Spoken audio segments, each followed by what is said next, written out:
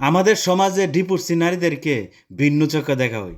কিরে ভাই, ডিভোর্স কি শুধু নারীর জন্য হয়? ছেলের জন্য ডিভোর্স হয় না? কারো দোষ হয়তো বা একটু বেশি, কারো দোষ হয়তো বা একটু কম। কিছু কিছু ডিভোর্স হয় নারীর জন্য, কিছু কিছু ডিভোর্স হয় ছেলের জন্য। এক হাতে কখনো তালি বাজে না, কিন্তু আমাদের সমাজ সেটা বুঝতে রাজি না। ডিভোর্স হইলে সকল যাবতীয় দোষ ওই নারীর এই ঘাড়ে চাপাইয়া দেয়। ছেলের শত দোষ থাকলেও ছেলেকে কোনো দোষারোপ করে না। একজন নারী যখন তার বাবার বাড়ি ছাইরা স্বামীর বাড়িতে আসে, সংসার করার জন্যই আসে। সংসার ছাইরা বাবার বাড়িতে যাওয়ার জন্য আসে না।